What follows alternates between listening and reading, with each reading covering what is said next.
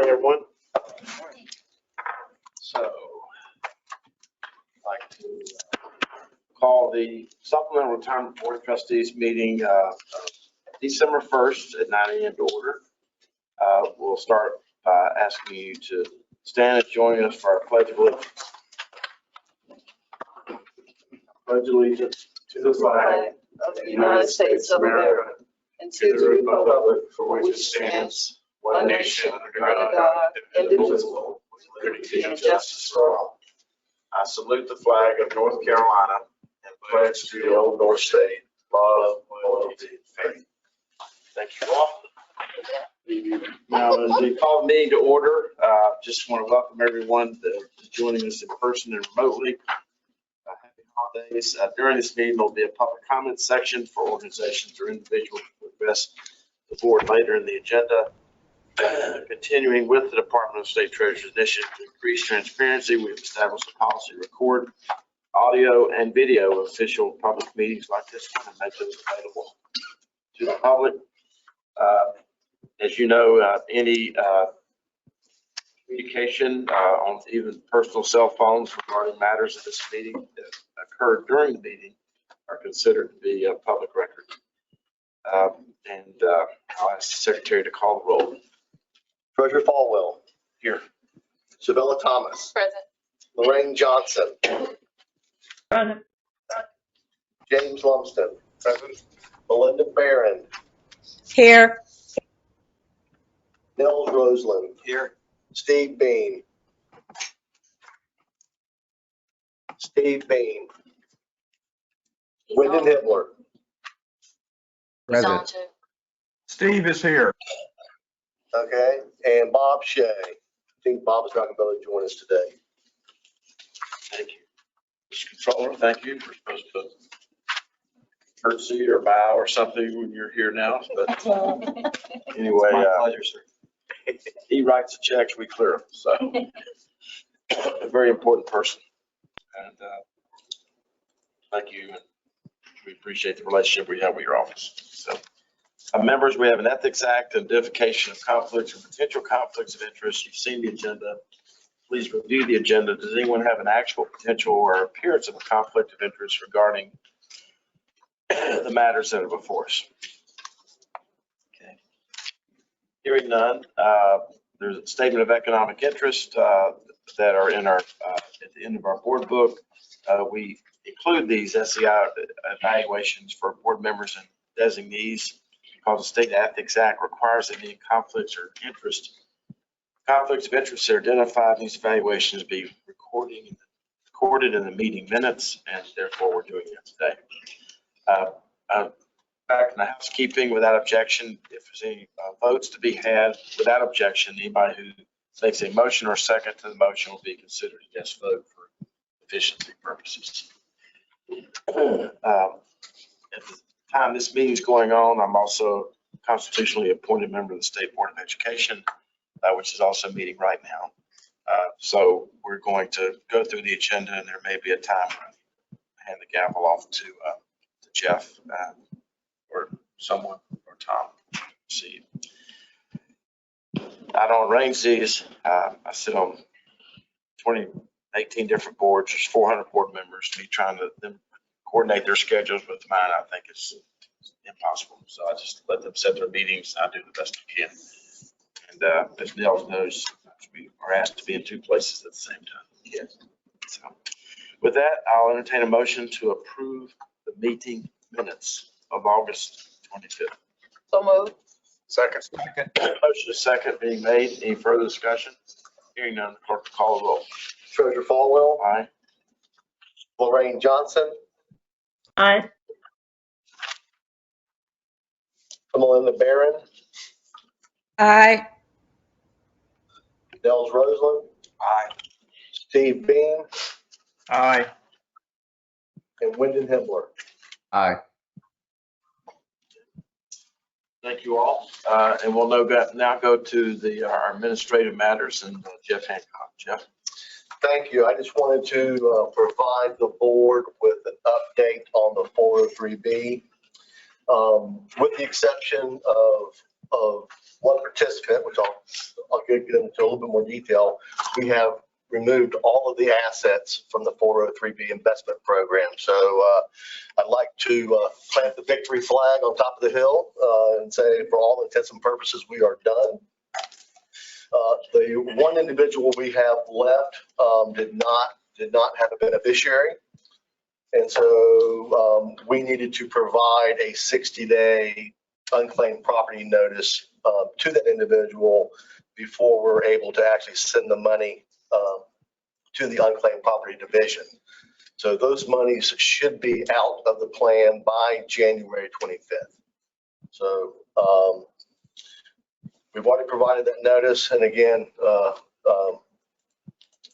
we're practically done. Just wanted to kind of give a quick summary and some update on some of the numbers. As you guys may have recalled, we had 96 employers. 72 of those employers chose to continue their plans. 24 chose to terminate their plans.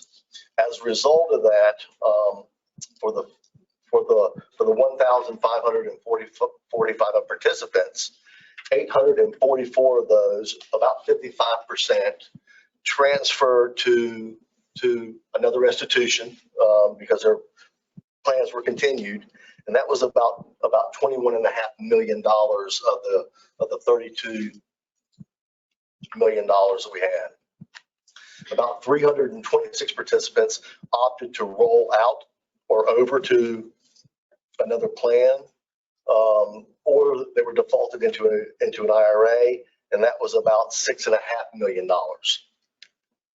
There were 229 participants that transferred their monies to the 401k, the NC 401k, or the NC 457.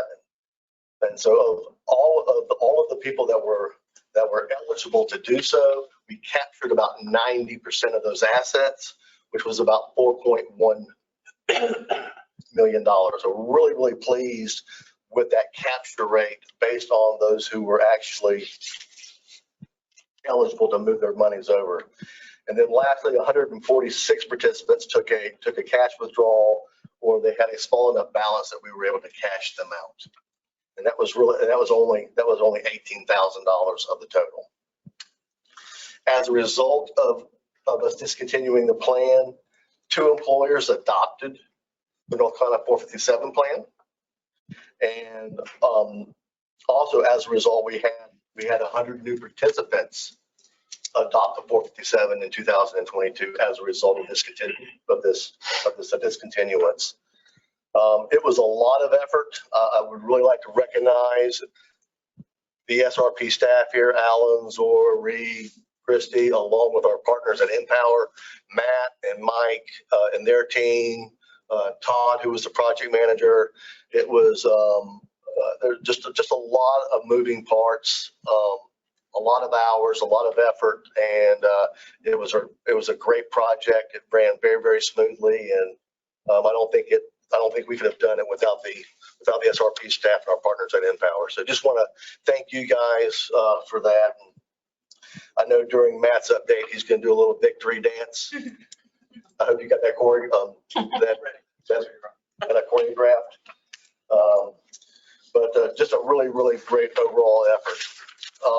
And then to kind of finalize my report. Tom Hanks was here, so dancing and dogwood. There's no crying in baseball. Dancing and dogwood. And then to kind You're off the hook. of round out the report, we ended up with about $5,000 in our expense account after all of the expenses have been paid for the 403B. And so when we close the program, we'll end up transferring those monies over to the 401k and 457 plan to close everything out. That's all I have to report, unless there's any questions from anyone on the board or anyone else. Okay. Questions from board members? I'm out a lot. You're all out a lot. And Jeff sort of ran through, the accolades here, but it was very important that we overthink the communication on this, which you did. I have not had one person come up to me and said, you're taking a benefit away from us. And that's normally the first thing we hear, right? Something like this happens. And, you know, when they hear the logic that we were putting forth about, we just can't be great at this. And we started 8 years ago, and this is where we are. I think when people hear that any government agency is trying to be great at something, say you can't be great at this, it makes people, you know, it makes them listen. It opens their mind to actually listen to why we made this decision. But at the end of the day, it was the courage of this board. All these other folks are just so important as far as the how we did it, but the why we did it goes back to the courage of this board. So I just want to thank this board, both the previous and current board, for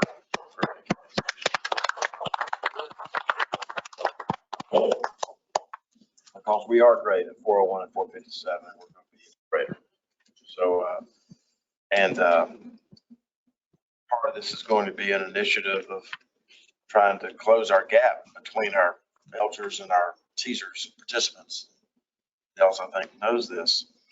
We have a 50% participation difference between our public service employees who are teasers people who are participating in the DC plans and the elders people. There's 50% more people in the elders participation rate. Somebody correct me if I'm wrong, than there are in the teasers. And one huge part of that is the match.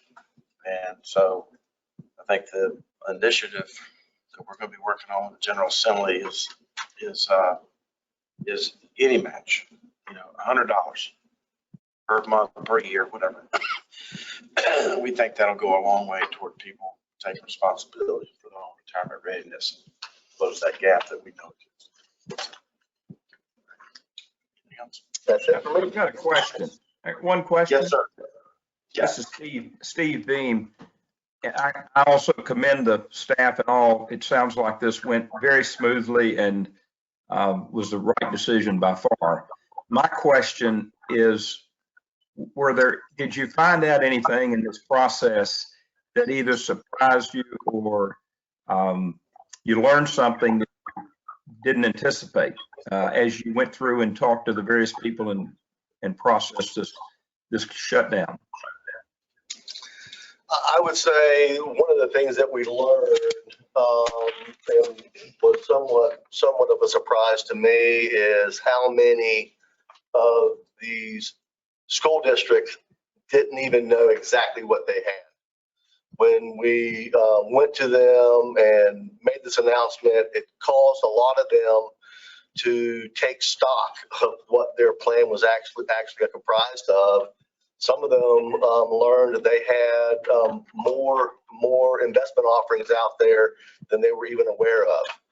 And so I think it was a good exercise for those employers from that standpoint, that it really kind of woke them up and, you know, gave them the opportunity to take stock of what their plan was really comprised of, and made them think about, do they want to continue their plan or do something differently. Follow up, Steve? No, thank you. I was just curious. That's a good result on all the way around. So that's wonderful.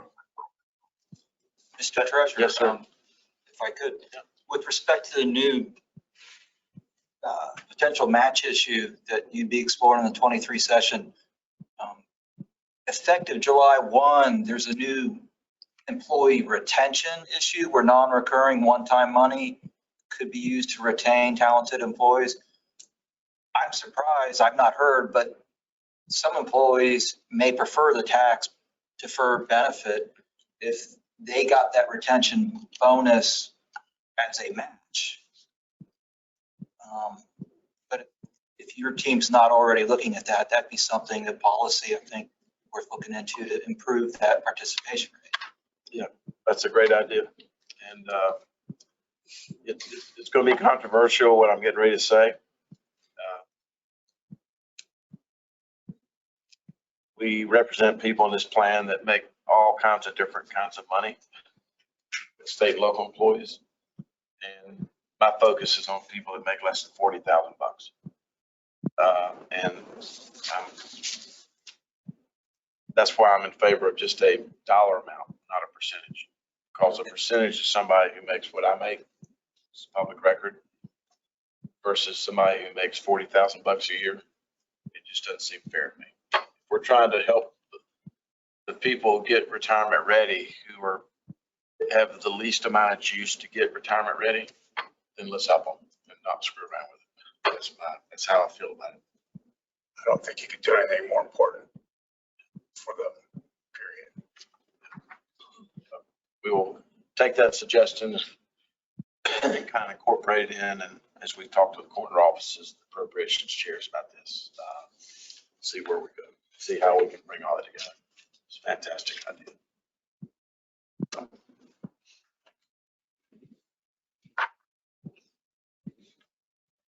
Is that it? Okay. If anybody's pining over my little childhood spoon here and think it's yours that you lost 40, 50 years ago, you're wrong. That spoon forgets all the yogurt out of this little kid. So we should all stop pining now? Yes. It's not your spoon. Okay, we'll now come to Reed Chisholm for legal matters. Staff has a few proposed updates to plan documents for 401K, 457. The only substantive one is allowing individual beneficiaries to name beneficiaries. That is consistent with what a lot of other plans do and gives more control to beneficiaries who decide to retain their assets in our plans. As part of reviewing documents, though, there's some clarifying and correcting additions, revisions that are not additions, but revisions that are made that are proposed, clarifying that Roth contributions are a required feature of the plans, clarifying that alternate payees and beneficiaries don't have the right to roll in funds or make other contributions because you're not employees. Correcting and clarifying references to various types of contributions, whether it's starting at the sort of the deferral level, and then you have Roth or pre-tax, and then going on catch up or regular, making that clearer, and then making a few other clarifications and corrections that you have in the attachments. So that requires a motion and a vote, but before that, are there any questions on we have materials? Question? Oh, we need to vote. Yeah, I have a question. Yes, sir, Mr. Bean. Yeah, Steve again. I'm just trying to understand the beneficiary question and change. It says if an individual beneficiary dies and with assets in the plan, they're paid to the estate. This plan, and you would change it to where they could name a new beneficiary. Well, if it's a 401K plan, I was under the impression that the beneficiary has a limited time. If they're not a spouse, they have a limited time to withdraw. And if a second beneficiary comes in, we're not going to force them out or have we looked into that closely, Reed? I'm just trying to, that gets pretty complicated. It does. We've worked with Empower on this, but at a high level, it doesn't restart the clock. You're absolutely right that you have a limited time to get the money out of the plan if you're a beneficiary. So it doesn't restart the clock. But if there is a death within that, whether it's a 10-year period or some other period under the code to get the money out of the plan, you would be able to name the beneficiary. You wouldn't have to force it out. I think there's probably limited applicability of it, but to the extent that we could provide a little more control over the money consistent with what other plans are doing. That's why the proposal's there. But you're right, there is a limited, you do have to get your money out within a certain amount of time. Okay, thank you. Just like that. Great question, Steve. Do I hear a motion? I make a motion to approve the changes. Thank you, Dennis. Second. Thank you, Mr. Beam. Motion second being made. Any further discussion? If not, the clerk will call the roll. Treasurer Falwell. Aye. Shavella Thomas. Aye. Lorraine Johnson. Aye. James Lumsden. Aye. Melinda Barron. Aye. And Wyndham Hibbler. Aye. And next? And last August, you may remember the board adopted policies that are directly affect participants and participating employers, potential participants, potential participating employers. And annually, we need to go back, take a look at those, and the board can do the same on its own. I included in your materials actually entire policies for your review with proposed changes. The changes are minor. They're updating the URL, eliminating references to 403B, changing references from Prudential to Empower, and then the beneficiaries, naming beneficiaries, as we just discussed, making that corresponding change in the policies. So we'll need a motion and a vote on that, but if there are any other questions or proposed changes from the board or issues the board would like staff to take a look at in the policies, glad to address those now. Any questions?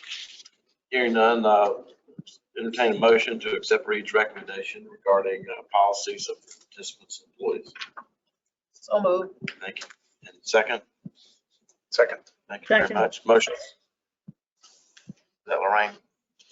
Yes. We'll go to the letter vote. That's okay, James. Next one. Motion and second being made. Any further discussion? Hearing none, the clerk will call the roll. Treasurer Falwell. Aye. James Lumsden. Aye. Melinda Barron. Aye. Dels Aye. Roseland. Steve Bain. Aye. And Wyndham Hibbler. Aye. Thank you all very much. Now we're on to Zora for Communications Officer to give us an update. Well, good morning and thank you for having me. I'm actually going to share some communication highlights from the past year, as well as give a very high-level overview of our strategy heading into 2023. So next slide, please, Patty. So this year, we've really focused on continuing to engage, educate, and empower both employers as well as current and future participants. So we did this through various communication methods. And one of the things that we found worked really well was actually expanding our webinar topics. So this year we had more targeted and more variety of our webinars for both employers and participants. And we saw that this actually really encouraged attendance. So that was great to see. And just so you all know, some of the topics that we covered were things like understanding the financial tools of the plan and managing your daily finances during market volatility. So as you can see, they were very timely topics. We also continue to raise awareness of the different tools and resources that we have available. And this not only provided us a way to educate participants on things like the retirement income calculator, but it also provided us another way to help promote the unique features and benefits of having the 401k or 457 plan. And then finally, we continue to really leverage our social media platforms as a way to raise awareness and help raise engagement with people. And we also continue to use real people talking about saving for retirement and also their experience with the plans. And this more personalized content seems to really resonate with people. And in October alone, which was National Retirement Security Month, we saw a 119% increase in visits. So that's pretty spectacular, and it shows that that type of content is really working. And actually, I want to give a little plug here for some of our social media content.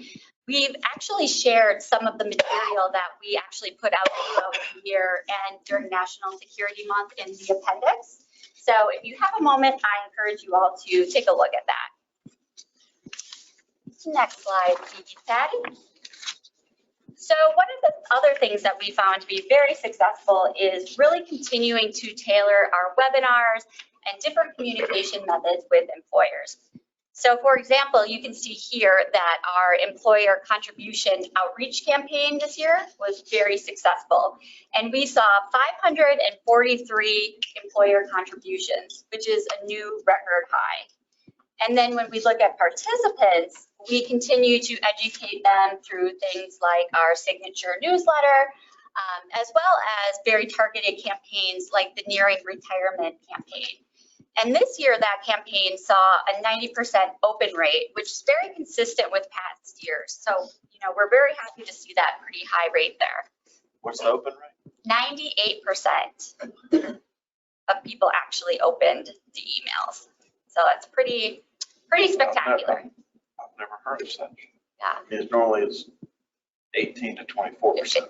And I know Jessica Quimby's on the phone here. And working with Empower, she always tells us that that's very, very high compared to some of their other clients and people that they work with. So again, really great to see. We include the word free in the subject line.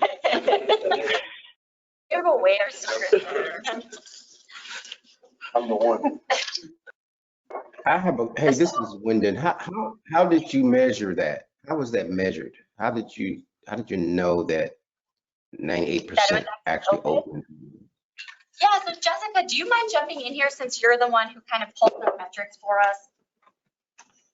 Sure, Zora, absolutely. So yes, this is a rock star open rate. It's one of the highest open rates we have seen among all emails that have been distributed. And the method and methodology that we use is Google Analytics. And that is a fairly industry standard platform and utilization. And we monitor this on a monthly basis, and we have been doing so consistently since 2017 when this email practice first began. So this has been something that despite that new and nearing retiree individuals keep coming through the pipeline, we have seen a very consistent behavior among thousands of people over the years. So it does seem challenging to wrap one's mind around it, but this is what the data tells us. And it's credible data. Google Analytics is a credible platform. So yeah, it's just really quite a number. Thank you for those details, Jessica. That was helpful. You're welcome. So I mentioned this a little bit earlier, but one other thing that we found to be very successful was really expanding the webinars that we offered. So you see here that we had a 10% increase in group, participant, and employer meetings, and that's year over year. So that shows that these new topics and these targeted topics are really resonating with people. And then we also saw a 28% increase in overall attendance. So again, another really great metric.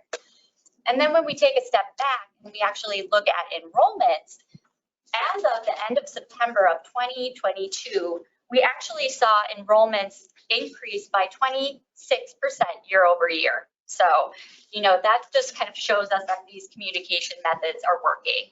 And Matt and his team will actually drill down a little bit more on this in their presentation. Next slide, please, Pat.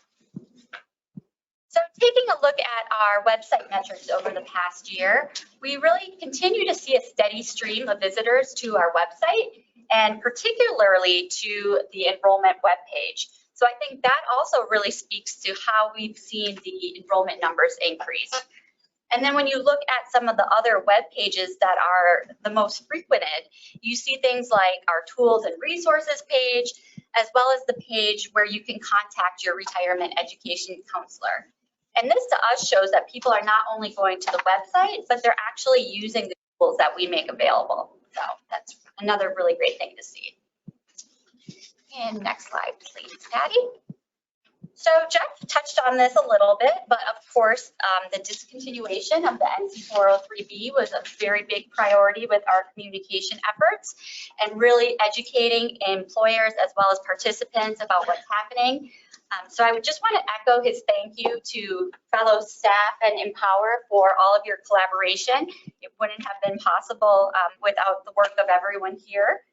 So we really kind of started our communication efforts with a very detailed FAQ that was on our website.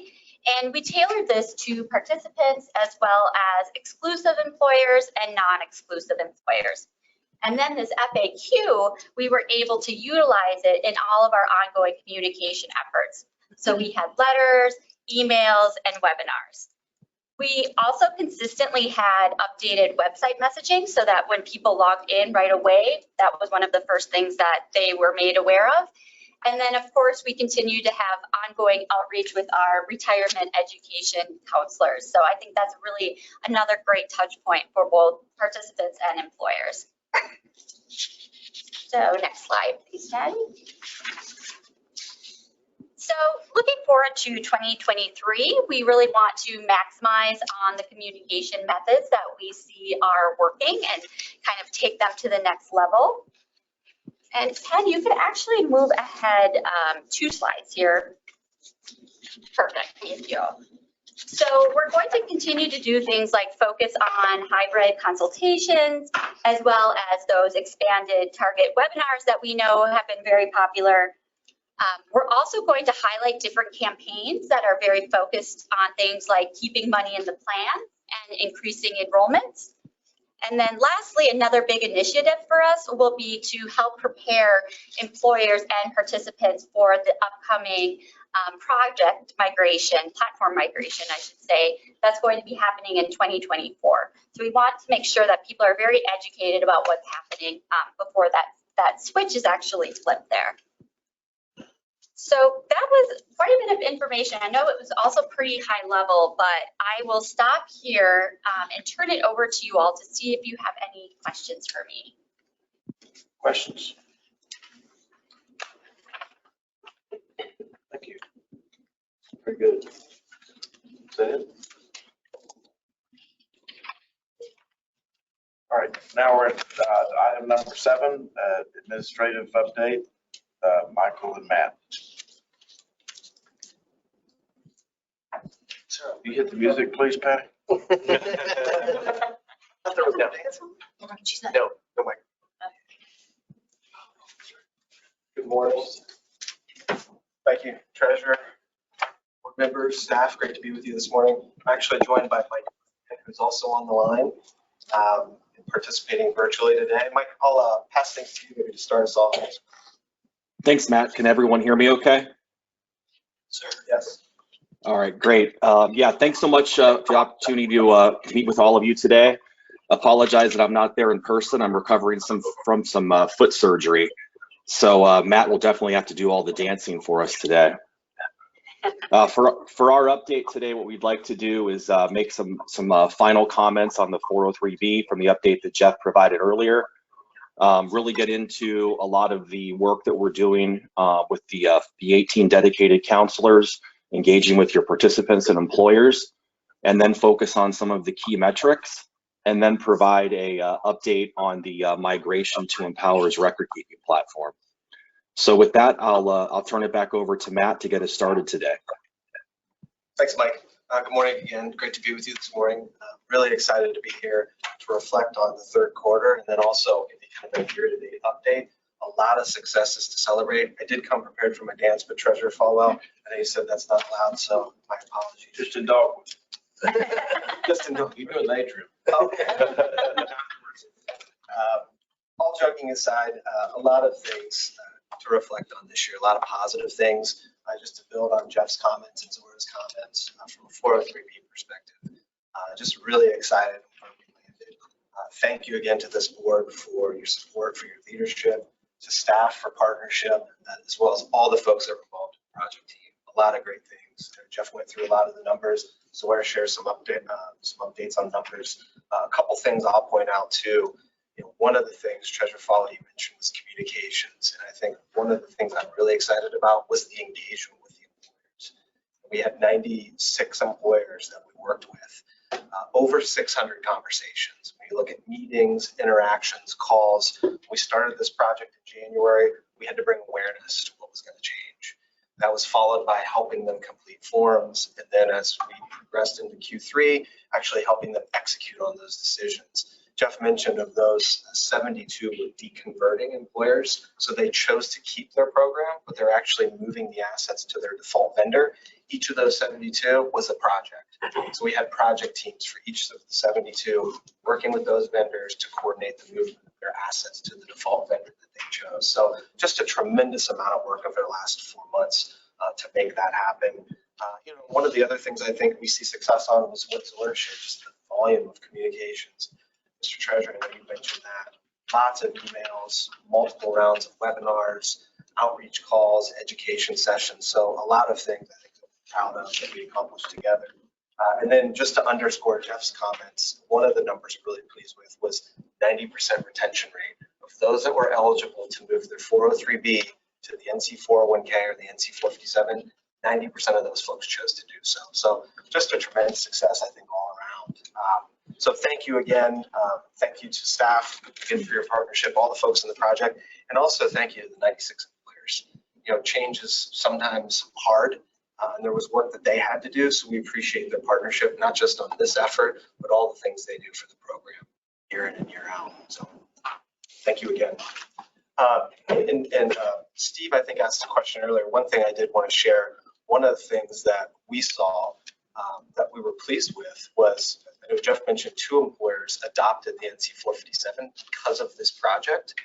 What was interesting to see is there were other employers that, while they didn't go so far as to terminate yet, they're very interested in long-term unwinding their 403Bs. They may have kept it now and chose to deconvert, but they're interested in continuing discussions to potentially streamline or even get rid of their 403B plans altogether and go exclusively here. So those are things that I think we'll see kind of the fruits of our labor over the upcoming months and years. We'll keep those discussions going.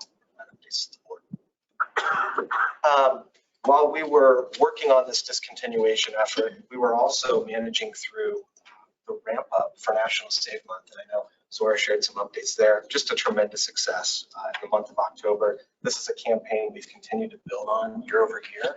And each year, I think we're seeing increases in engagement. I'll share a couple stats with you real quickly. We had over 6,800 participants participate in education sessions in the month of October. That's a huge volume. 2,700 individual consultations. Last October, we did 2,500, so we saw a 200 consultation increase in the month of October this year. When you look at all of our engagements in the month of October, we had almost 9,500 education interactions with participants. That's a 6% increase from October of last year. We had 380 employers during the month of October that hosted some type of education or had education interactions. And so all in all, I think a really, really big success. We saw increased engagements. We had almost 3,000 enrollments in the month of October. It's a huge month. So we saw not just engagements, but we saw people taking action to improve retirement readiness. And Zora touched on this a little bit as well. The quarterly campaign strategy we came into the year with, we see it working. In May, we did a Spring into Action campaign. We saw increased engagements and actions. In August, we did a campaign for first responders. So those individuals on the front lines, fire, police, law enforcement, we saw increases there. And then October, we saw the National Save campaign and the success we had. So as Zora pointed out, that's something we're really proud of and we're going to continue in the next year.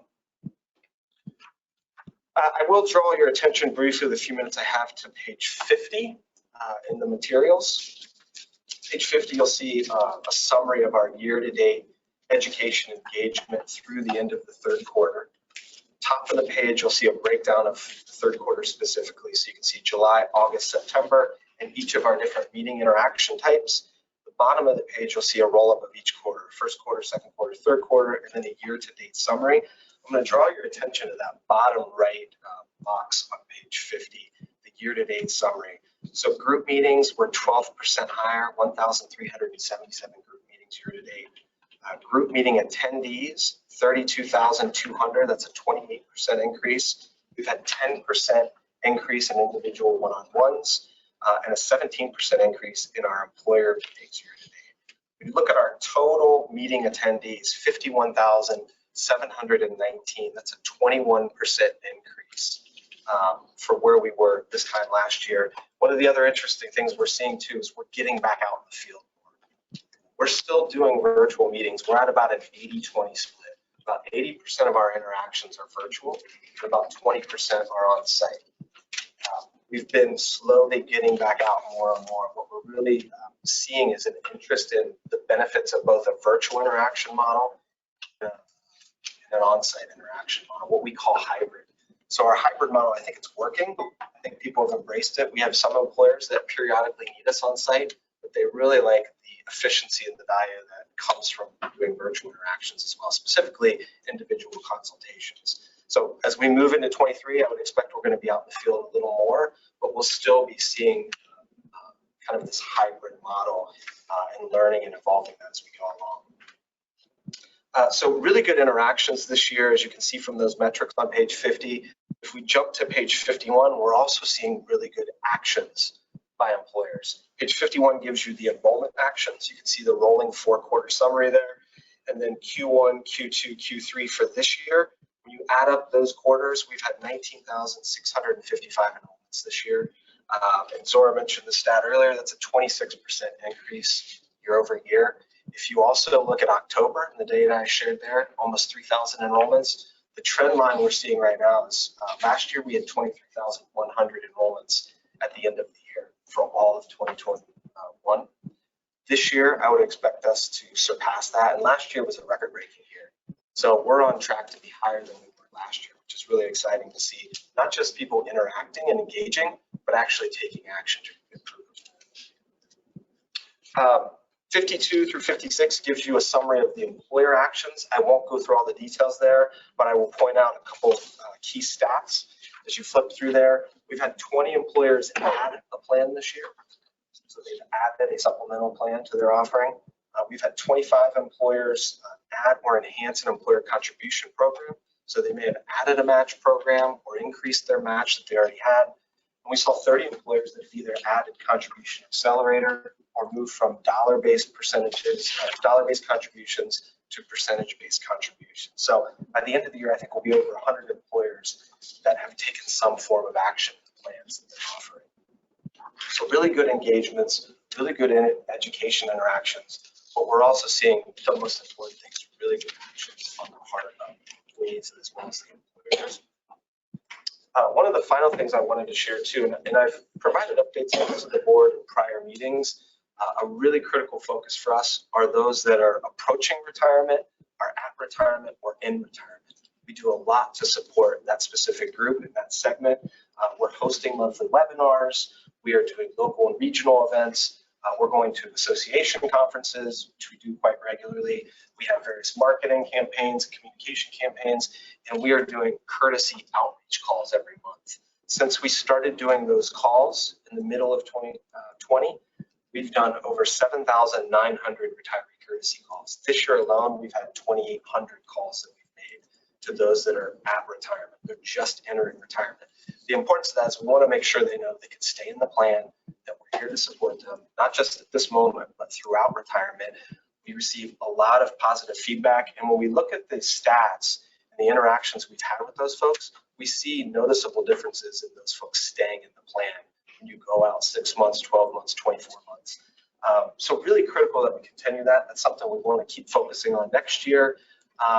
And we get a lot of positive response. And I think it's best kind of articulated by one of those individuals. I know Zora mentioned the focus on real people. This is a real person right here who sent an email recently after one of these calls. And if you're comfortable with it, I'd like to read this email to the board.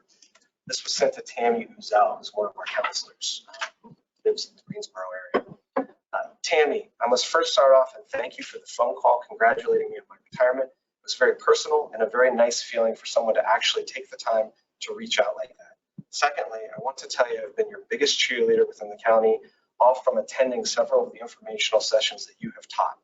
I can never begin to tell you the value nor the importance, as well as the knowledge that you have enlightened me with over the years. My only regret is that I didn't have you telling me these same things back in February of 1989. I have personally spoken with numerous coworkers and told them to please attend these sessions because the knowledge that one will receive will be so valuable that they will never regret it. Don't wait until the retirement date is within the single digits. Thank you for all you have done for the employees of the county, but more importantly, thank you for all the information and knowledge that you've shared with me personally over the years. I can never begin to tell you how much it has helped me. And that was signed by this individual who just retired as an emergency services manager. We get those types of comments a lot from folks. Periodically, we get emails like this. I wanted to read it because, at least for myself and for our team, it reinforces when we hear these things, the critical role we're playing in helping people and the critical role of this program. There are real people out there that have real stories that need help. There's 450,000 eligibles out there. It's a lot of work for us to do, but feedback like this kind of reinforces for us the important role. So thank you for your support as we do that. We got a lot of work to do still, so I'm excited to join at the next meeting and kind of wrap up where we ended this year and share some updates on the work as we enter into 2023. I'm happy to answer any questions. I know Mike also has some updates as well. We have a process here when we get a letter like that we just use Dale F. and we put it out on our social media. And I'd like to do that with this letter because it exalts our employees, makes them feel good about the job they're doing. So that's number one. Number two, it just, as you said that, it made me think about now that you're in double digits, like as a person, like 20, you need to think about when you're going to be in single digits, which is this many years to retirement. So I'm not the creative person in this office, but I just, something along that line to get, but I'm a math person, so it's something to get people to focus on. They're now double digit, like 23 years old. They need to start thinking about when they're going to be, when there's only single digits left till they retire. Yeah. So anyway, something along those lines. Take that and run with it. Thank you. Any other questions? All right, I'm going to pass the floor to him because I know he had some updates he's going to share as well. Mike, I'll pass the floor to you. All right, thanks, Matt. Patty, you can go to slide 4, and I'll keep the slides that I want to share today to slides 4, 5, and 6. So just really quickly, in terms of the overall plans in total, what slides 4 and 5 look at is just a rolling 13-month, and we have some really good trend lines here that I just want to highlight. First and foremost, we see a consistent pattern in terms of contributions versus distributions. To no surprise, the average account balance is dropping right now due to the market volatility, but active participation rate remains strong and over 35%, and the deferral rate continues to achieve new highs. So really good numbers there in terms of the active participation rate and the deferral rate. On slide 5, as Matt mentioned, with the total enrollments setting a record last year and on pace to beat that record this year, we've got about 10,000 more participants in the program than we did a year ago. And then, goal maker participation remains consistent. And, loan activity remains in a normal range, but I think that it's something that we should definitely monitor as the economic headwinds kind of tighten to see if we see a spike in participants taking new loans. But right now, we're still within, the consistent trend line that you see historically. On slide 6, when we get to our overall combined goals that we have as a program, continuing to exceed our contractual and stretch goals, and then 21 new employer adoptions so far this year, and then another great trend line. 32 employers this year have either added, changed, or enhanced their employer contribution program. And despite the economic headwinds, we have yet to have an employer either stop or lower those programs so far. Part of the reason I think that over the years we continue to see growth around the contribution rate, the participation rate, and the strong strong work in terms of goal maker usage and employer adoptions goes right back to the update that Zora provided earlier today around developing a communication strategy that is really focused on these goals. Like in Zora's update, she had an entire slide that really just hit on everything that we think about in terms of goals, with those being participation rate, deferral rate, asset allocation, keeping assets in the plans, and employer contributions. And I think that by having a communication strategy that ties back to these goals and it gets more sophisticated every year, taking the learnings of what works best and what doesn't and targeting those outreaches, it leads to the results that you see on this slide. And then lastly, in the interest of time, I won't go to slide 48, but I'll just reference the statistic there. That's the key statistic that the treasurer likes to focus on in terms of what percentage of assets are we retaining that are eligible to leave the plans. And last quarter, we retained over 95% of those assets eligible to leave the plans. And I think, again, that part of the success there is what Zora mentioned and what Matt mentioned in terms of, the nearing retirement emails, the newly developed webinars focusing on that group, and then the proactive outreach calls. So with that, what I'd like to do is now shift to just an update on the migration of the North Carolina plans from the Heritage Prudential record keeping platform to the Empower platform. So the update for today, as I shared at the last board meeting, the North Carolina plans are scheduled to migrate to the Empower platform in the first quarter of 2024. So we're about 14 months away from that happening. Empower just recently completed the successful migration of MassMutual's retirement's book of business over to the Empower platform. So if you recall, Empower bought MassMutual's retirement book about a year before they bought Prudential's retirement book. So Empower just completed that MassMutual conversion of their entire record keeping book over to their platform.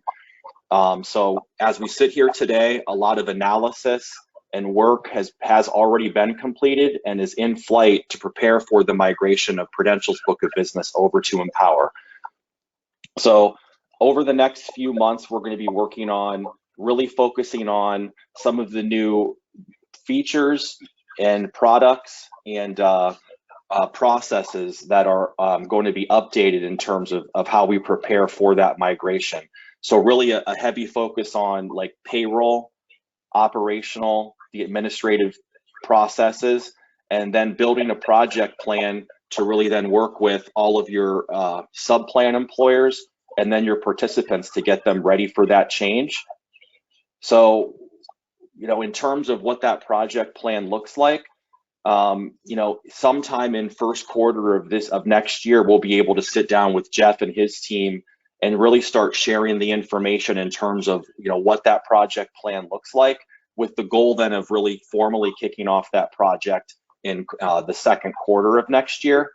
And I think that while the 403B project was a tremendous lift for all of us here to get to the success that we got to today, we also learned a myriad of best practices there in terms of how you build a project plan, how you build an engagement strategy with outreaches and different methods to really get in front of all of these sub-plan employers that are going to be a tremendous benefit as we build this project plan out for the migration from the Heritage Prudential platform to the Empower platform.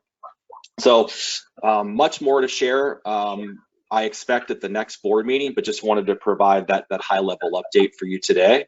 But with that, I'll turn it back over to the treasurer unless there's any questions for me. Any questions? Thank you. I look forward to seeing you next time. Thank you for that update. Same here, Mr. Falwell. Hopefully my foot's much better, and I'll see you in February. Get a motorcycle, it'll be better. What, do we have a question from the floor? All right, next for investment update. Paul.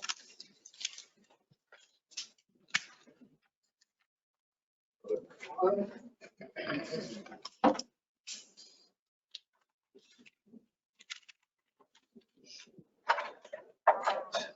morning.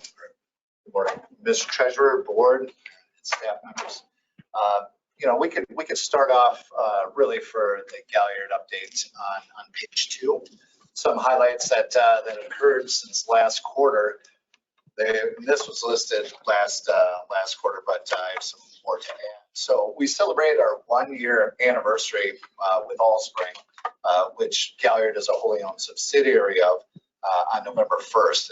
And again, that was a transition from Wells Fargo Asset Management, sold to two private equity firms, being GTCR out of Chicago and Reverence Capital in New York. And Galliard does remain an independent registered investment advisor. One thing that I did want to add, specific to North Carolina, is that Allspring on October 20th announced the opening of its newly designed corporate headquarters in Charlotte, North Carolina. So from the press release, it had said that North Carolina's business-friendly environment and Charlotte's position as an important East Coast financial hub compelled Allspring to select the region for its headquarters. Now, formerly, Wells Fargo Asset Management was based out of San Francisco. And Allspring has probably in total roughly about $476 billion in assets under management. And Charlotte has about more than 100 employees, including several senior executives. They also have dozens of open professional employment opportunities in Charlotte right now. So Allspring CEO Joe Sullivan was quoted saying, "We are thrilled to announce the official opening of our corporate headquarters in Charlotte, which we believe is an important step in Allspring's journey to elevate investing to be worth more." So good news there. Wanted to share that with the board here. And also Allspring has other offices, including Boston, London, Los Angeles, New York City, and San Francisco. So that was one big update I had there. And really on that last bullet point, in terms of search activity that Galliard's been seeing, we have been seeing a little bit of an uptick in fixed income and stable value activity in terms of searches. We had a stable value win in the third quarter, roughly around 218 million, and one fixed income account at about 131 million. So really good news there. Even though markets are pretty depressed at year to date, it's good to see that fixed income and stable value are still on the minds of investors. So with that, we could turn to the next page. Any questions, first on any of the news items I shared? Okay. Page 3, basically the who we are, and really just a couple points I want to cover here. Our assets under management about 93.2 billion, as shown there, up from about 92.1 billion from last quarter. And again, this is mostly due to asset growth in our stable value business, which jumped from 74.4 billion to 76.9 billion. And really, this was due to participant movement in their plan. So participant inflows. And if you subtract out that 76.9 billion, 16.3 billion is our standalone high quality fixed income. Again, pretty consistent numbers. Stable value separate accounts of 75, 103 employees on staff, which on average we've been able to keep around 100, over the last few years. And really the item to share in the middle column is, 89% of our clients have worked with us for 5 years, and that includes North Carolina. North Carolina has been with us since December 1st, 2010, which is roughly about 11 3/4 years. And I always like to take this opportunity to thank you for being a valued client and your continued faith in Galliard. Any questions on who we are? I guess same thing I go through every quarter, but incremental steps forward. Next page, I included our org chart. Really wanted to share here that, as mentioned last quarter, we've been in the process of, direct lines of reporting up to our Allspring counterparts. And this has been ongoing even back in the Wells Fargo Asset Management days in 2019. And now we have, we've pretty much solidified that. And really the one thing I want to note on this page is that while the bottom half or our back office teams do report up to Allspring, they're all dedicated Galliard employees. So really that's the only thing I wanted to share there. If we move ahead page 5 under section 2, kind of a snapshot of where the portfolio is at as of September 30th. Assets under management, roughly about 2.47 billion.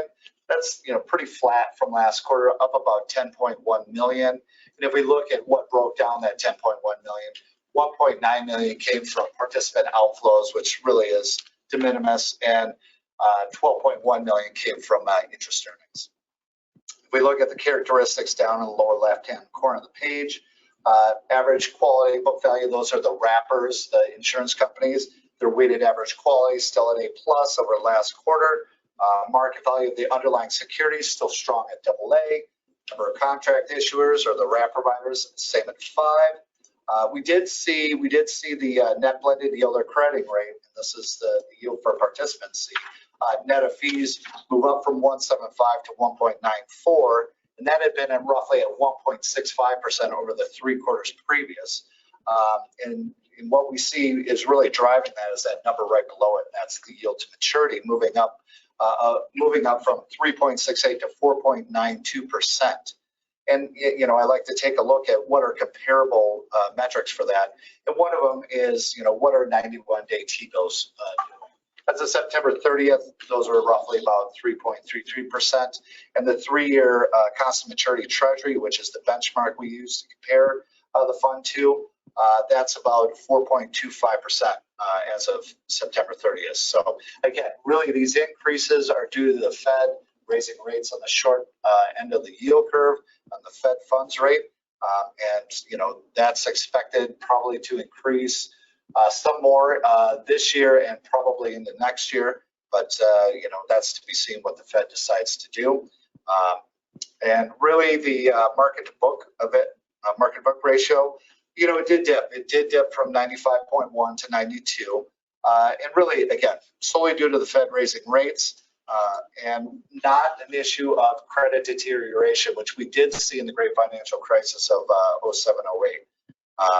And we have seen this market to book decline across our book of business, whether it's our flagship commingled funds, stable value commingled funds, or our separate stable value separate accounts. Really, what's happening here is market yields have risen, the bond prices fall, and that's what we see happening with that market to book ratio.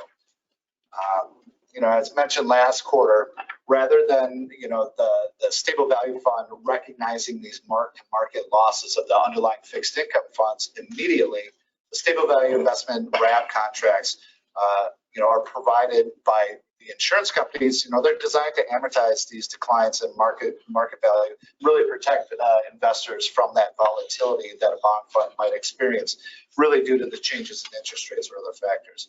And because the contracts smooth these returns of the underlying bonds, the yield or the crediting rate earned by stable value investors tends to generally track the current market rates with a lag. So again, in a rising rate environment, stable value investors gain the benefit of reinvesting at that higher yield to maturity, that 4.92%, while also being protected of the mark-to-market losses in the fixed income funds, which again I'll show in a little bit later in the book here. And really, again, market value to book value ratios under 100% in a rising rate environment is expected. It's by design for stable value, and we expected to see that. So really, the stable value asset class is a track record spanning more than 30 years and gathers stable value funds that really have performed in line in the variety of market environments, as we have just crested our 27th year in business. Any questions about market book? I mean, those are really kind of the big changes that we have seen over the last year, over the last quarter. Really, the blended yield going up for participants, and also, the market book going down. Totally expected, and we're not concerned with it.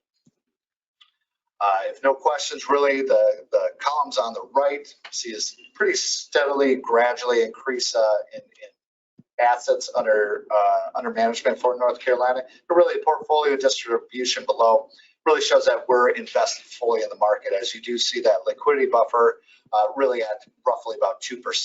And again, that's by design, because really what that is used for is to handle participant flows in and out of the fund. So we don't have to sell the underlying investments under the wrap contracts. So really it's what we're saying is that, the market is fully invested and our wrap providers are taking more assets and they're open for business. So with that, we can flip to page 6, which shows the actual net of fee performance or the book value performance that the participants see.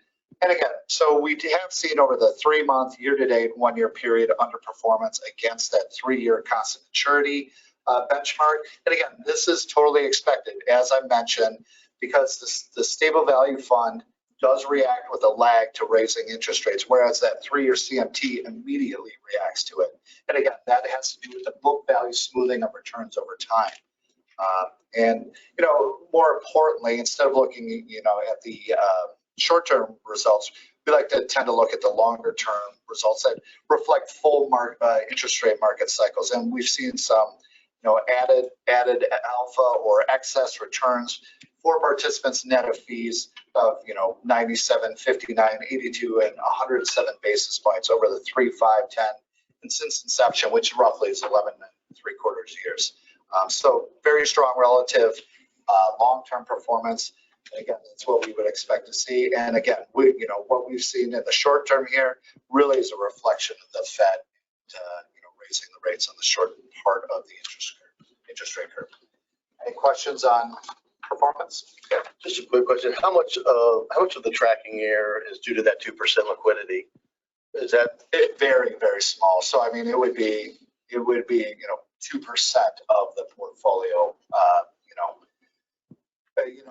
It'd be de minimis, really. okay? Really, I mean, I would take 0.02 times, the return, and kind of come up with that because it would be a zero return there. Paul, quick question. So as rates stabilize, would you expect the performance to become more in line with the benchmark as well as the book to market stabilize as well, and then Yes, trending back up to exactly 100? right. So as interest rates starting to flatten off again, that lag that we're seeing, we will catch up and most likely exceed, which we have shown in the other previous quarters when interest rates were pretty low. So even in a stable rate environment. Yeah, I mean it will over time. And again, when I say over time, it's over the duration of the fund. So the duration of the fund is about 3.25, 3.3 years. So it will take a little time, but it will eventually. All else being equal. And that I mean by participant flows being pretty consistent. Okay, if we turn to page 7, really, the only thing I want to highlight here is, we saw, as I mentioned, we saw about 1.9 million in outflows, 12.1 million in earnings. You look at the bottom, that estimated investment earnings, and we are seeing that tick up over time. It's one, a factor of also, the balance is going up, but really it's the increase in rates, because the increase in rates, it equals an increase in earnings yield. So we are seeing that bear fruit as well. And the numbers there, the 3rd quarter numbers of, the net cash flow being really, a 1/10 of a basis point. What we've seen on the last year, I believe, is that, the cash inflows for North Carolina has been roughly about 1.3%. And our universe of stable value separate accounts is about 2.6%. So really right in line. If we turn to page 8, this shows kind of the metrics over the last 9 quarters of data shown. And again, what we see in the upper left-hand corner, we see the amortization of the underlying gains, show a pretty stable historical net blended yield. As I mentioned, it kind of flattened out at that 1.65. And as rates have started to go up on the short end of the curve, they have started ticked up to 1.75 to 1.94. And again, one thing to keep in mind, though, as the underlying investments are being reinvested at that yield of maturity, which is 4.92%, we do have to keep in mind that we are amortizing the underlying market value loss into that blended yield. However, what we are seeing that's taking more role in increasing it is the underlying yield rather than that amortizing that loss. So again, what we'd expect to see. I mentioned in the historical duration, pretty much between 3.25, 3.3, 3.4 years. Again, that's due to really the mortgage extension of the underlying benchmark. Really, all that means is that people aren't prepaying their mortgages, or they're not trying to refinance their mortgages, because you don't refinance at higher rates than what we're seeing now. I think I looked at the 30-year fixed rate. It's roughly about, as of September 30th, was roughly about 6.83%. So it really, you keep in mind where you were 2 years ago when refinancing was in vogue. Really, that's the reason why you're seeing the duration tick up there. I did cover the market to book and the underlying yield. Really, those two really are inverse relationships with each other. No surprises there. But then again, the main tenets of stable value really are, protecting investors from the market losses, and also being able to invest at that 4.9, those higher 4.92%, or those higher yields. So really, really good numbers there. The next page, just detailing page 9, just detailing the contract issuer distribution summary. Really main points here. Allocations between all the wrap providers, pretty consistent quarter over quarter. Financial strength ratings, all very consistent. Fees consistent. But one thing I'd like to point out on this page as well, there might be a question on that 17 basis points for the MetLife insurance company separate account, and really what that is to include in that insurance company separate account. Since the insurance company does own the underlying assets, they also incur custody fee and trustee fees. What we have presented to the board and to staff as well is that we are in the process of changing out the MetLife insurance company separate account to Met Tower, to a synthetic GIC, which is in line with all the other contracts. That's that SBIC contract type. So they will all be consistent. It's still under the MetLife umbrella. We'll have the same financial strength ratings, but it will move from that insurance company separate account to a synthetic GIC, and fees will also come in line at 15 basis points there. That will occur by the June 30th of 2023, and it's not specific to the state of North Carolina. We're doing it across our book of business. So we think it's a more efficient way of accessing MetLife's wrap providers, and also just being more in line with what we're doing with the rest of the portfolio. Any questions on that change?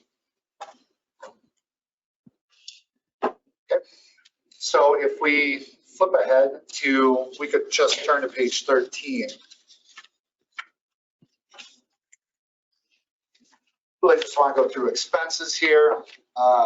Year to date expenses have dipped a little from 29.3 basis points to 27.5, and really that was due to we had a fee concession on January 7th, 2022, as North Carolina is one of our most favored nation clients. I calculated the savings annually for participants as of 12/31 assets, and really it was roughly about 113,000. But really, consistent fees from last quarter to this quarter. And again, with that change from the insurance company separate account with MetLife to the MetLife synthetic, we would think that it would be a pretty consistent fee there, because really the fees that were included as trustee and custodian fees are incorporated in the acquired fund fees on this page of basically 0.2 of a basis point. So any questions on fees? Okay. Real briefly, I'll go through market value performance. First, we'll look at allocations on page 15. Really what we see here, the rolled up total portfolio statistics for the stable value fund. Really the manager allocations, as we've seen in quarters previously, the external manager allocations has remained near 50% consistently. And the high level message here, again, the fund is over overarchingly more conservatively positioned. However, we have moved a little bit more out of U.S. Treasuries into our spread, high quality spread sectors. We found some opportunities in the corporate exposure, and really, we find relative value versus other sectors in, these spread sectors. However, we really do remain very conservative on what we're choosing to buy, given the market volatility. But again, small liquidity buffer there as well, and just showing that we are invested in all sectors of the market, and that we're really being diligent on the names that we buy. The next page, page 14 or page 16, I'm sorry. This really shows the underlying market value that these are the market value returns that are being amortized into the crediting rate. And as you can see, this is not just particular to the Galliard investments. If anybody's looking at their 401k statements, they see it in any fixed income investment or any equity investment. It's been a rough year, but that being said, one thing we like to take a look at a little bit more closely is that value added or the relative difference in performance. Really what we want to see, on the long-term numbers, 3, 5, 10, and inception numbers, we like to see numbers around 40 to 60 basis points about performance. And that's pretty much what we've seen in line here. The one thing, I'd like to just give a little heads up on is Jennison. So on September 29th, 22, we were announced that Jennison announced the departure of Ty Laurie. He's the co-chief investment officer of fixed income at Jennison, and it was effective immediately. The team will be continuing to be led by Tom Wolf, who is the head of fixed income, and he is delaying his planned retirement from the end of 22 to the end of 23. And also Jake Gall, who was previously the co-CIO, has assumed the title of chief investment officer and will be elevated to the role of head of fixed income upon Tom Wolf's retirement in 23. Because of this news, we did place Jennison back on watch, and we are increasing our focus on organizational and personnel stability, particularly within Jennison's fixed income investment team. And we're closely monitoring the investment strategy implementation for consistency with Jennison's investment philosophy. We did take the opportunity on November 17th to go and visit with Jennison, and we spoke with Tom Wolf and Jake Gall regarding this departure. And members of the fixed income team, the team was fully transparent regarding the departure and their long-term plans for adding resources to the structure team. And really, the departure was discussed as challenges around really Ty Laurie's in leadership style and the overall team culture. So again, that was an abrupt change, which we are monitoring. One thing we like to note is Jennison has not lost any clients, and there hasn't been any employee turnover with this result. There is no change to the investment style or process. We don't believe there will be any changes on how the portfolio is managed for North Carolina.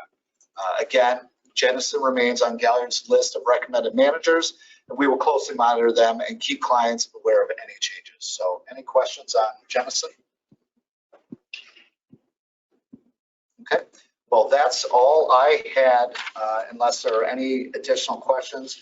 I don't want to get too far deep into performance, but I can help answer any questions there.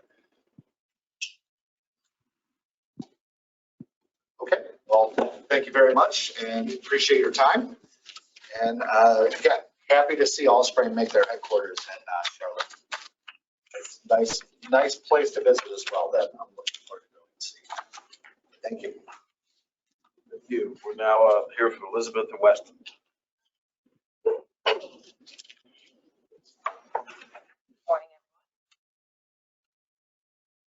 So as we expand the investment review, we have two things to cover today. One is the performance update. So I will start with a high-level review of the capital market environment, high-level review of the options. Weston will dig deeper into a few of the individual participant options and managers, and then we'll take a look at the investment policy statement. So our update through third quarter is pretty similar to, from a high-level view, it's pretty similar to the second quarter. Participants have a very high quality very well-designed plan that is serving them well. As Mr. Treasurer mentioned earlier, you all are great at this. So that's a benefit to participants. The capital markets, however, have not been as helpful to participants. So taking a look, we saw our third quarter in a row of negative returns, both for equities and for fixed income. We know that markets don't like uncertainty. We continue to have a good quarter. So there's still concerns about inflation. There are still concerns about interest rates. We have geopolitical uncertainty. And so that's been creating a lot of volatility for the markets, and specifically negative returns.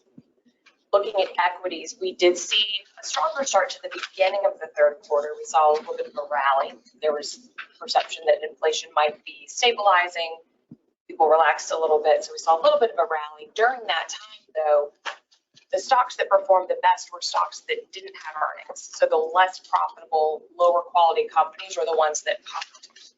When we get to performance of your active options, so participants benefited from that on the passive side, the active managers, that was a bit of a headwind. So typically institutional managers take a long-term view and tend to focus on companies with earnings and higher quality that tend to do better over long periods of time. So in the short period, this was a bit of a headwind for a number of the managers within the portfolio.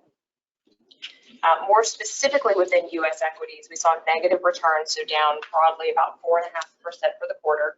Year to date, down 17.6%. We have seen stronger performance in October and November. Quarter's not over yet, so I don't want to jinx it, but we have seen stronger performance in the last 2 months. So there is some hope of optimism, but even through yesterday, year-to-date returns are still negative.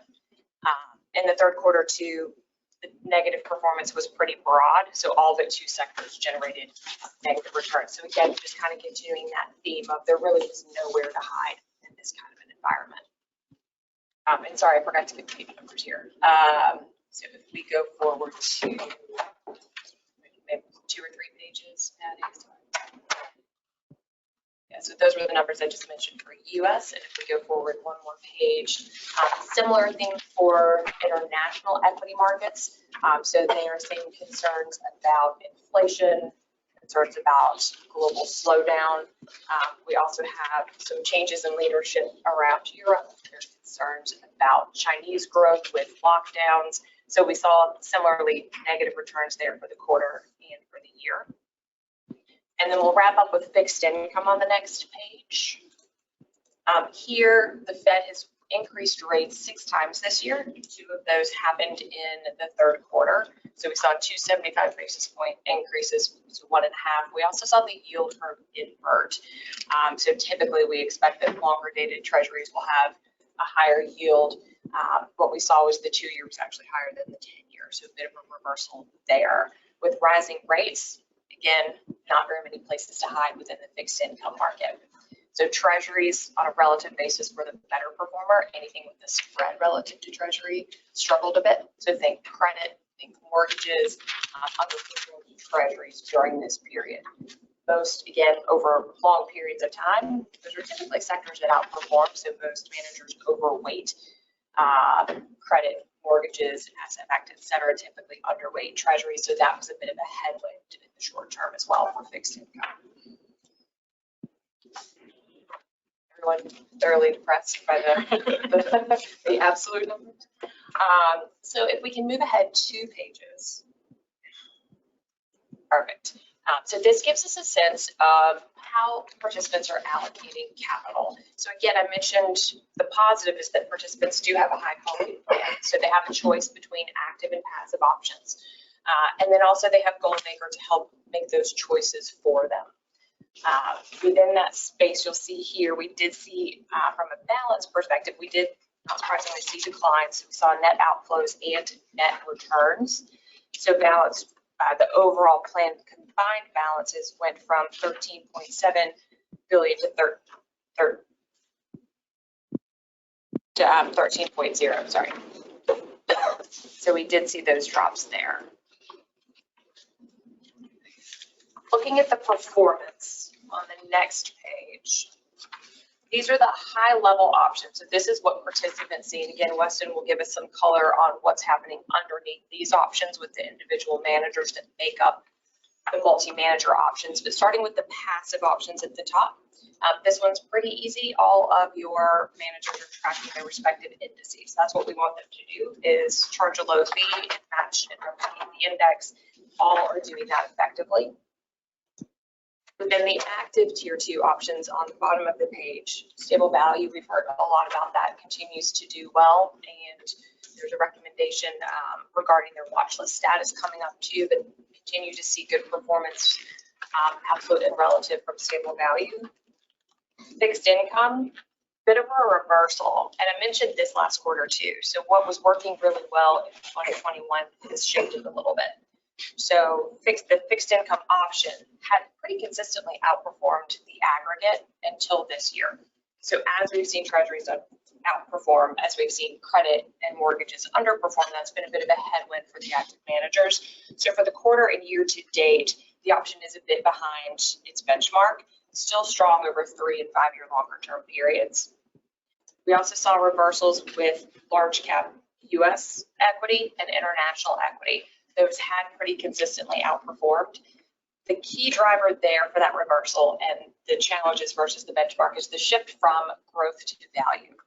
So coming out of the financial crisis up until the end of 21, we've seen a pretty sustained growth environment. Starting around November of last year, value took the lead. We've seen a little bit of shifting back and forth, but pretty steady outperformance from value. So the growth managers that had really helped contribute to that outperformance up until the end of 2021 are now struggling. So they led the outperformance. They're now contributing to the challenges that we're seeing in the shorter term of performance. And then the small and mid cap equity fund continues to do well. Recall that was restructured to balance out the neutrality of style, shifting one of the underlying mandates. So we're pleased over the last year to see good downside protection from Brown and from Ernest. So say that, if the words come out of my mouth, negative 18%. I don't mean to say that we're pleased with that. That doesn't quite sound right. But relative to the index being down 21%, so the protection of capital is the part that we're happy with from those two. Obviously, the absolute are not helpful. Any questions on that high level before we move forward? Thank you. Good morning, everyone. So I'm going to jump forward a few pages. It's page 12 of the bottom right corner of our deck. And this is how we view,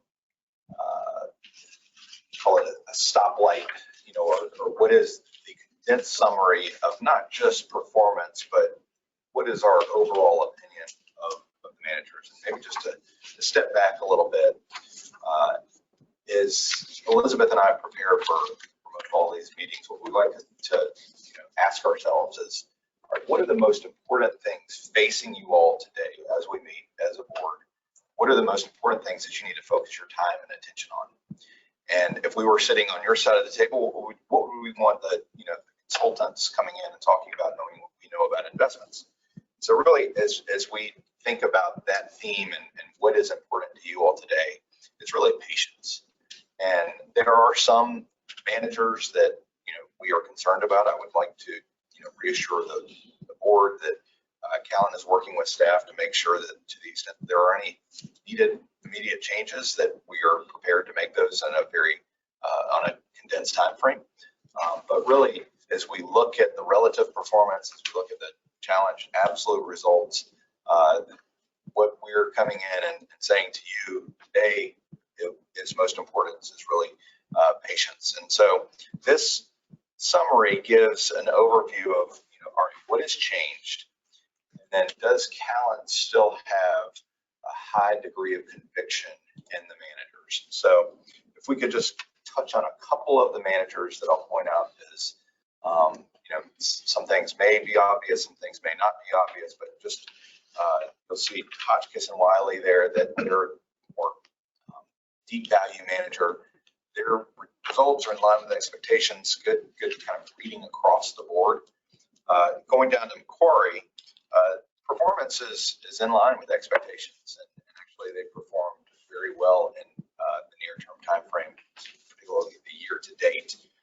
But there are a couple of things happening on the people front. And notably, there was a retirement back in 2019. Ty Nutt, who had been one of the longtime portfolio managers, we've talked about this, but what has happened since this was actually printed is Bob Vogel, one of the four portfolio managers, announced his retirement to occur in 2023.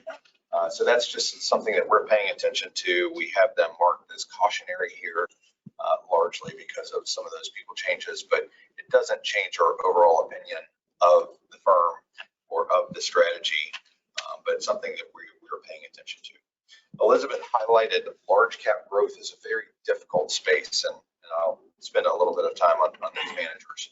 But we spoke in depth at the last meeting about how concentration of the index is a big issue. These are the largest companies in the world, and two of them, I think I heard a stat the other, not too long ago, that between Apple and Microsoft, it is those two represent the entirety of the Japanese market, of the Japanese stock market. So those two alone, bigger than an entire, major developed countries, entire market. So, but that concentration has had an effect on managers and their ability to outperform in the space. And this is not a near-term phenomenon. This has really been something that's been becoming more and more pronounced as we go through time. But one of the managers here that I highlight is Loomis Sales, large cap growth. Good, we're fine organization, the people process, the philosophy. We have a blue, which is notable, not necessarily cautionary, but that blue dot on the product dynamics, and some of that to do with the fact that it's capacity constrained, and just something that we point out as interesting, but not really anything actionable. The short and long-term performance, a lot of this is the impact of not owning Apple. So Apple has become such a big dominant player within this index, and between Apple and Microsoft, it's over a quarter of the index itself. So a lot of managers that you've seen have underperformed in the space because they don't take Apple or Microsoft to that full market weight. I think I mentioned last time that if a manager, active manager, tends to like a position, they'll start, they'll hold it at 5%. If they really love it, they'll let it run to 8%. But very few are initiating positions at 12 or 15%, which is what would be required to get to that market weight. And some, managers take that very active view of, if I don't like a stock, I'm not going to hold it. And, that has been to the detriment of a lot of active managers here and within large cap growth. Now, as you have seen, some of that tempering of growth, and among Apple in particular, some of the active manager results have improved here in the near term. So that Loomis Sales, I mentioned Hotchkiss and Wiley was a little bit more of a deep value manager relative to Macquarie, which is more of a relative value manager. Same dynamic at play here in large cap growth. You have Loomis Sales, which is a more quality growth manager, pairing with Sands Capital, which is a higher, call it more aggressive growth manager. Just a couple of things to point out here. We do have the overall status is cautionary. Now, what does that mean and why is that there? Sands Capital did exceptionally well up to the fourth quarter of 2021. You look at their results up to that point, and they were top tier, top decile manager across almost all time frames. Fast forward 3 quarters into 2022, and they went from kind of that first to worst, if you will. It wasn't that they, lost their mojo or that they, started doing something different. It was that more aggressive growth style really sold off. We have been in close communication with them to make sure that nothing has changed. And what we have, and really what we have been focusing on is, all right, what did you get wrong? What are the mistakes in the portfolio versus what has sold off as a result of interest rates, going up and markets repricing? And there have been a couple of mistakes that they've been very, transparent about. Carvana, Twilio, to some degree, Facebook, Netflix, to be these companies where the growth expectations that they had for them just did not pan out. But for the most part in their portfolio, a lot of those growth expectations that they had for the company and their underlying portfolio companies have actually surprised them to the upside. And even still, some of these companies have been repriced as interest rates have moved higher. So just again, a manager that we're paying close attention to, but our overall view of that manager, we still think they are a best-in-class manager. But they have been responsible for a lot of that large cap core option underperformance over the near term. And then moving on to the next page, I'll touch on, I'm not going to really touch on Ernest. They're in very good standing, but I will touch on Wedge. This is a manager that has had what I would term as soft performance since 2019. It hasn't been horrible performance, it's been soft. And really, softer than what we've seen throughout most of their history. Some of the things that we have marked as cautionary, the organization, a lot of that AUM and some changes in personnel. We also have the process and philosophy marked as a little bit cautionary. That is because they have made some changes to their portfolio construction and really with an emphasis on risk management.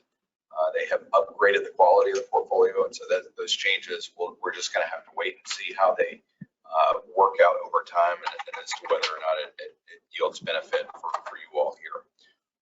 But this is one where, I alluded to being able to act quickly, and we are prepared to the extent that anything needs to change, we are prepared to act quickly on this. And then just in the interest of time, we will jump forward to Acadian and just mention a very quick departure here. And this is one of your newest managers. Performance is good here in this is one of the international small cap managers that you had. Just wanted to point out there was a departure here with Harry Gakidis and David Purdy here in the second quarter. And just our view on this is that, it doesn't really change. This is a more quantitative manager, so it's less so much about the people and more behind the people that build the systems and teams. And so it's not really a star portfolio manager or two that are making the decisions. It's a broad, team, building systems and processes to buy, to build portfolios over time. And we think that they have a strong team, and there's less concern from our perspective on that. And then finally, I'll just maybe touch on some of the soft performance coming from your core and core plus managers. You have PGIM, which is a little bit more of your, call it more aggressive core plus managers. They're gonna be a little bit more out there in terms of how much active risk they're willing to take. They're gonna add value through yield curve positioning, through duration positioning, but really where you'll see the difference between them and TCW is how much they hold in the what we call the plus sectors. So things that are not in that Barclays aggregate index, we call plus, emerging markets, high yield, bank loans. So what has caused a lot of the soft performance here year to date for them is our allocations to that high yield emerging markets and some of those plus sectors. TCW, your more conservative core plus manager, they're almost in between, call it core and a core plus manager. Performance in line with expectations. They've run across a little soft patch too. A lot of their value added is going to come from that security selection. And again, similar themes, not the same, but they're some of those plus sectors that really hindered performance here year to date. We do have this marked the people as cautionary. A lot of that has to do with what has happened here in the past with Tad Revell, no longer a part of, or excuse me, Tad Revell retiring year end in 2021. But there's also been an update CEO David Lippman's retirement here. With that, I'll pause and we can, I'm happy to talk about, talk through the numbers and attribution, but really kind of, I think, sticking with that broader theme of what is most important to you. Our perception of the managers has not changed, and we still think you do have high quality, best in class managers across the board. Thank you. Any questions? Yes. Oh, go ahead, Steve. This is Steve. Weston, I just want to follow up a little bit from our conversation last quarter about Sands Capital and just raise a few questions and again, ask for maybe a little more, a little stronger monitoring on this next quarter or two. I've looked at their performance even the last month or two through the last few days, and they are still, unless they've changed in the last week, 40% technology in the portfolio. They didn't have Microsoft or Apple in the top 10, from my understanding recently, but they still are very heavily weighted toward a lot of the disruptive technologies, which they didn't do well the last few months comparatively. And I just wonder if we need to look at them and decide, is this something the next 5 or 10 years that is the right place to be with large cap growth, or is it too aggressive and looking for the last cycle? So, I mean, I've just, we've seen this time before when something blows up big time, it takes a lot longer than normal to recover. So I just want to make sure we're not caught with something that is going to take a long time to get back to a better style again. Your point is well taken, and what maybe I would just say is one of the things that we're watching for, and our research team has pointed out, is Sands has really, they generally try to maintain a more neutral balance between, they are an aggressive growth manager, let's be clear about that, but they do try to maintain a balance between the types of growth companies that they put in the portfolio. And usually that balance between what they would call the more consistent compounders and the kind of aggressive growers tends to be around 50-50. It can fluctuate up to 60-40 or 40-60. But what we want to see is for them to maintain that conviction. And what has really sold off, Steve, to your point, have been those more aggressive growth companies. And what we didn't really want to see, believe it or not, is that they all of a sudden become conservative and become something that they're not. So they have really gone through and re-underwritten a lot of the names in the portfolio and said, is the growth thesis still there? Has there been something that's changed? And for the majority of those aggressive growers in the portfolio, they have re-underwritten and they have rebalanced to them. So that you should expect for them to maintain that more aggressive posture relative to the universe. But stepping back a little bit and really addressing your question, Steve, I do want to say that one of the things that comes up a lot in our internal calls is Sands is a very aggressive, concentrated manager. And what we don't want is a single manager to really dictate the overall option performance. And you'd be real happy when Sands is crushing it, and then you'd be, your participants are, experiencing it when Sands doesn't, when they lag the index by 30%. So, over time, and this is not something that I think needs to be done, we think needs to be done immediately, but just over time, we may question whether or not that 25% weight that you have to Sands is appropriate.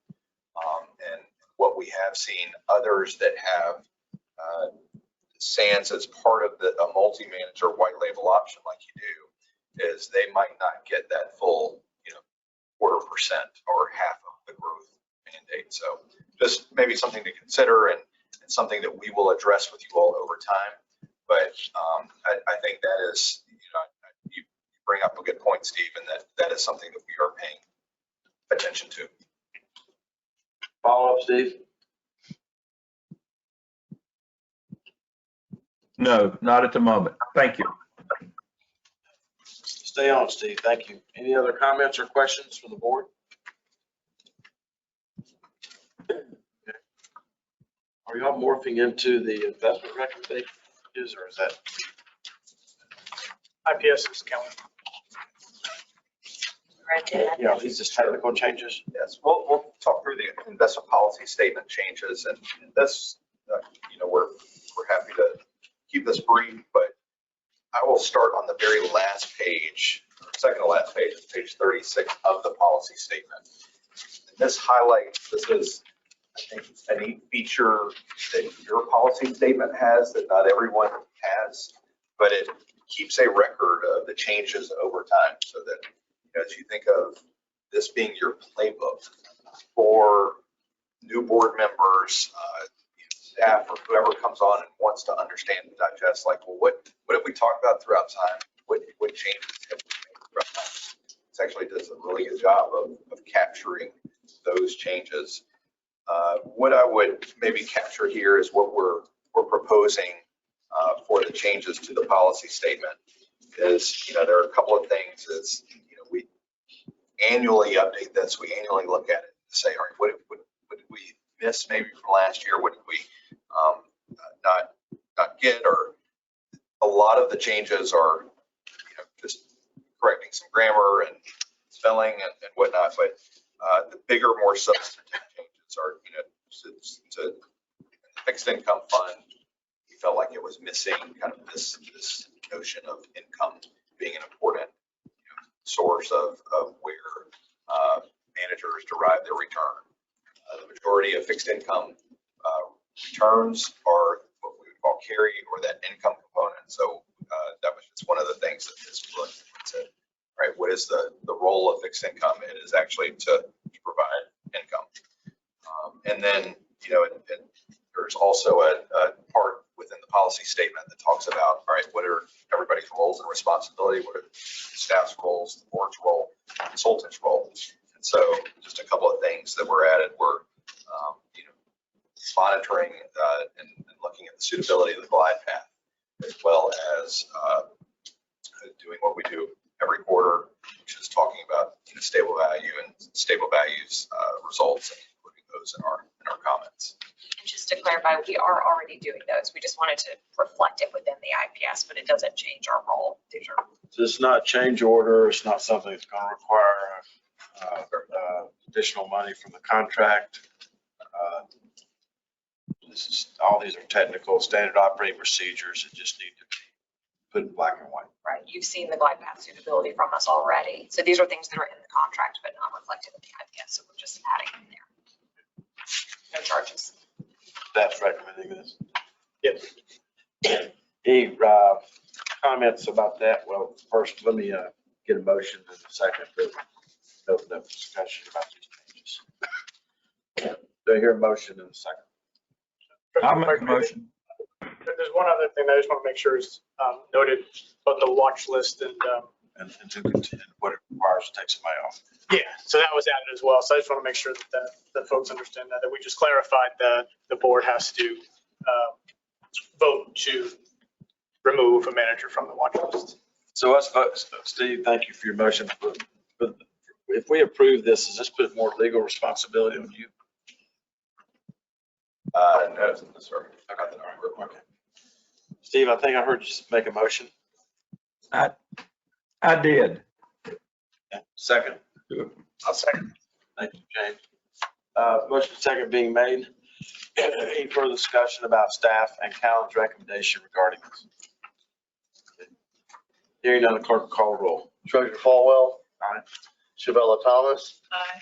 Lorraine Johnson. Aye. Aye. Thank you, Melinda Barron. Aye. Nels Roseland. Aye. And Wyndon Hibbler. Aye. That motion passes. Thank you for joining us, and I will say this as elegantly as I can, both to you and Galliard. We know how difficult it is to travel these days, and I know that you probably cluster when you're in North Carolina. You don't just see us, you may see the pension plan, you may see other clients, and we're always glad to see you, but we will never hold it against you if you ever want to do this presentation remotely. Just wanted to tell you, we will not be offended by that. Just respect that that's what decision you need to make at that particular quarter to do that. So you got the latitude to do that. Going forward. Appreciate that. I mean, we love seeing you, but just keep that in mind. You know, we're heading into winter time and things happen. So don't angst over this. Thanks. Now I guess, Christopher, we're in for a brief update. We are, yes. Thank you, Mr. Treasurer. I'll make my comments brief. Two items I'm going to hit. They're calling on me to go vote somewhere else. All right, 10 minutes. All right. 5 minutes, and I'll be done. So I'll just hit on the investment compliance, which I do every quarter. Fortunately, nothing material to report this quarter.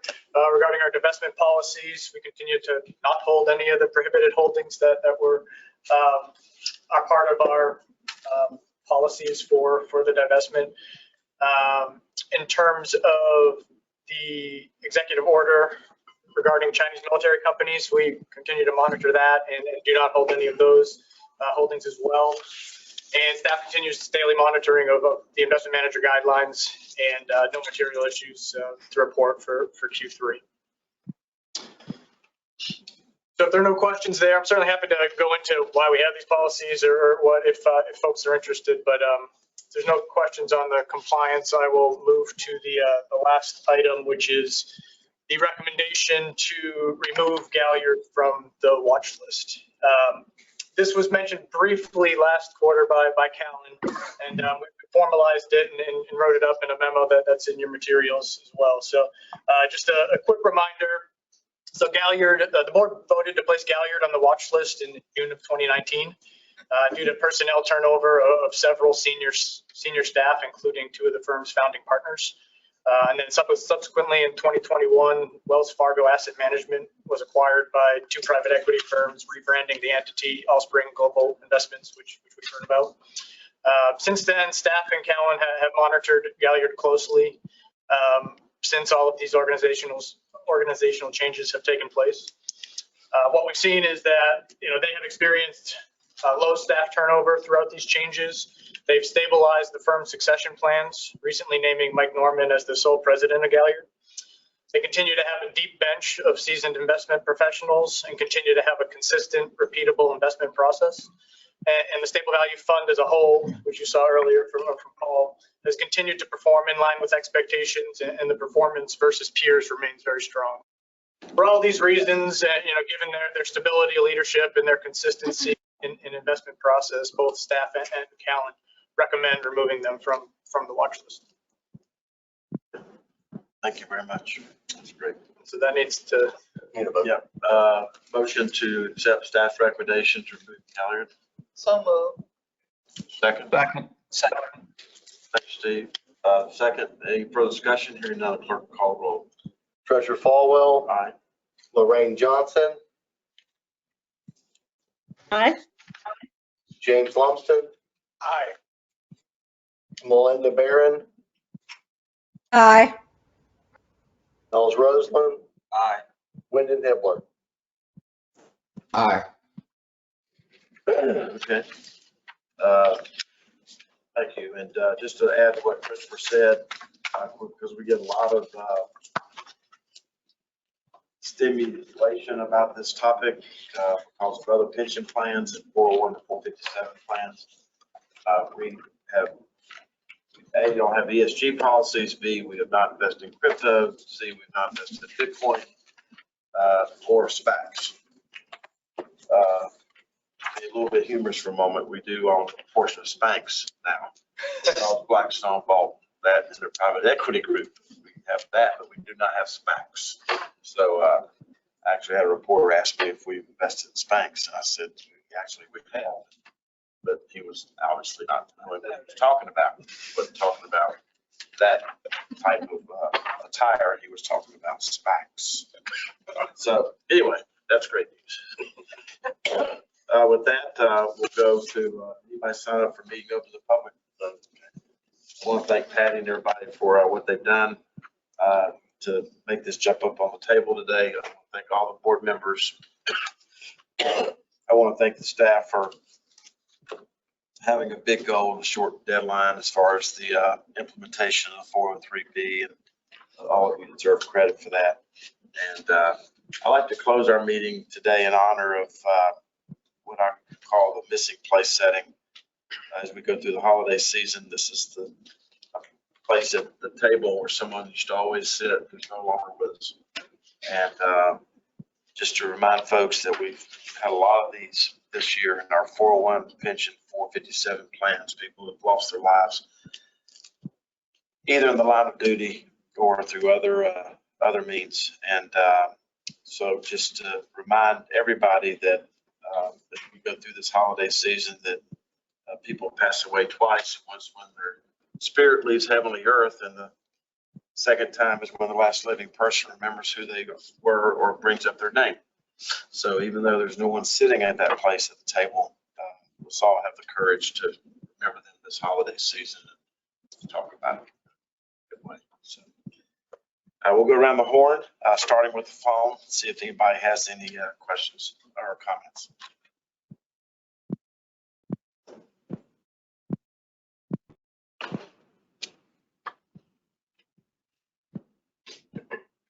Hearing none, in person. Else, thank you for coming in, and appreciate all you and your staff for doing at the Voters office. So Appreciate all your team does too. Thank you. with that, we'll entertain a motion to adjourn. Well, our next meeting is February 23rd. And just to announce that, we'll entertain a motion to adjourn. So moved. Second. Motion is second. Any further discussion? Seeing none, clerk will call roll. Treasurer Falwell. Lorraine Johnson. Aye. James Lumsden. Aye. Melinda Barron. Aye. Steve Bean. Aye. And we did Okay. We're hereby adjourned. Thank you very much.